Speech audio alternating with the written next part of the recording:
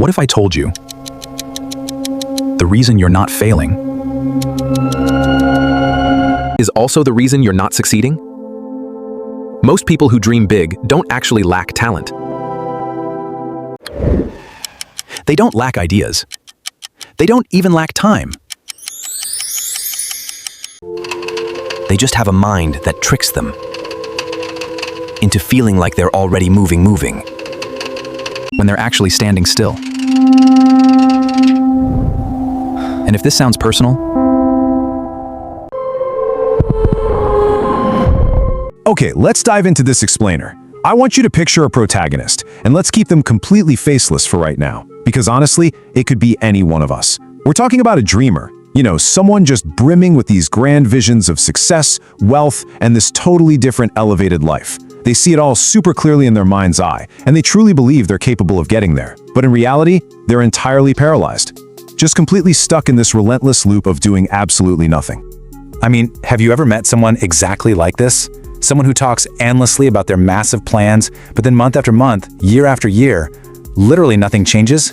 It's so incredibly common to look at our protagonist and just casually brush them off as lazy.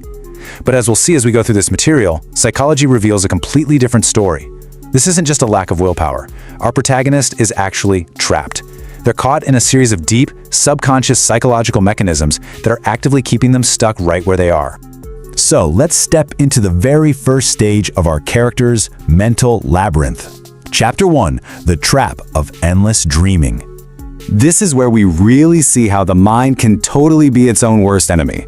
The beautiful illusion of what could be becomes this incredibly powerful, all-consuming addiction that literally replaces real-world effort. And here's exactly why they're so stuck. On one side, we have exciting potential, right? Talking about big dreams feels amazing. It creates this thrilling sense of possibility. It shapes their identity, and it paints an incredibly vibrant picture of future success. But on the other side, we have uncomfortable, slow, and repetitive reality. Real progress isn't some glamorous movie montage, it's tough. So instead of doing the hard, boring work, our protagonist just stays attached to the exciting idea of who they could be. Put simply, dreaming just feels infinitely better than facing who they are right now. Let's move deeper into our protagonist's mind to our next section, Chapter 2, The Illusion of Progress. Now, what's really interesting about this slide is how we uncover a fascinating yet totally destructive trick. Their brain is actively deceiving them into believing they are actually moving forward, even when their feet are firmly planted on the ground. In psychology, there's this concept called false achievement. Basically, imagining success can actually give the brain a premature sense of accomplishment. When our protagonist constantly visualizes their goals, their brain releases small amounts of satisfaction. It's like a little unearned hit of dopamine. The brain genuinely feels like it's already made progress. And the tragic result of this? It completely kills their drive. It drastically reduces the urgency to take real action because, well, their brain feels like the heavy lifting is already done. But there's another, much darker, hidden force at play here, bringing us to Chapter 3, The Weight of Fear. Imagine these looming shadow figures standing right in the middle of our protagonist's path. These represent the deep, hidden anxieties keeping them entirely frozen in the planning phase. You see, it's a huge misconception that our protagonist lacks ambition. They actually have a ton of motivation. But what's really happening under the surface is an intense fear of failure that's perfectly disguised as that motivation. They are absolutely terrified of what happens if they actually try and fail. So, to protect themselves, they avoid risking their self-image altogether. They just stay safely tucked away in the planning and strategizing phase. Because, if you really think about it, as long as they don't actually try, their dream remains completely perfect, untouched, and unbroken. Our dreamer is caught in this devastating trap of waiting for the right moment.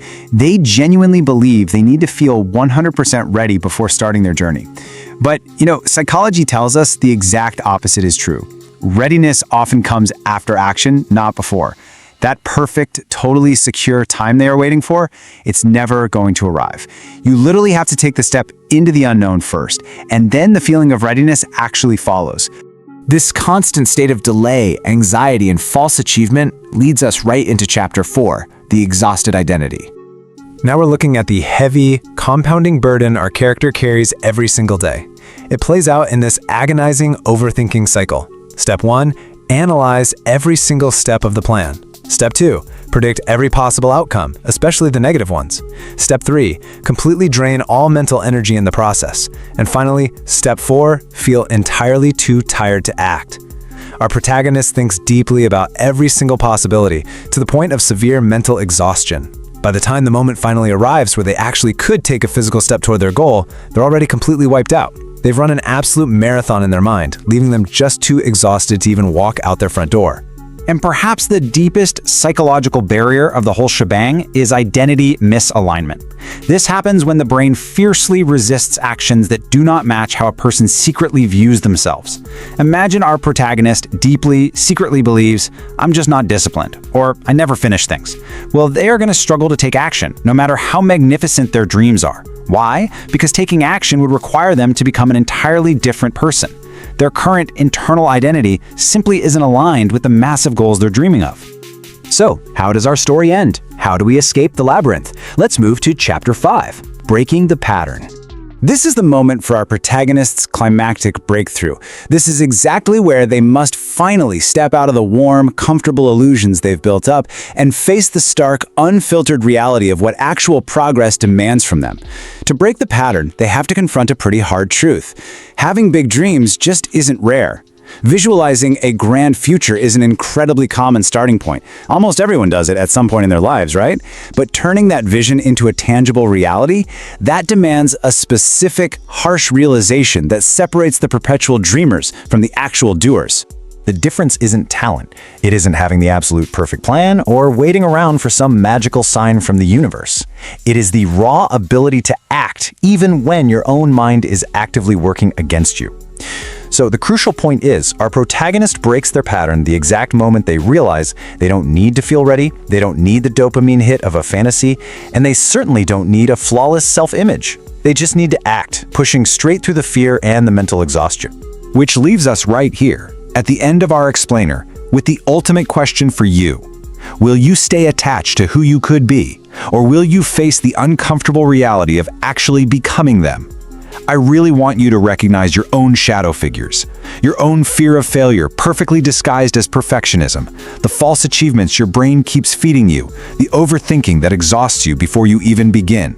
Notice those patterns, acknowledge them, and then take that very first incredibly uncomfortable step.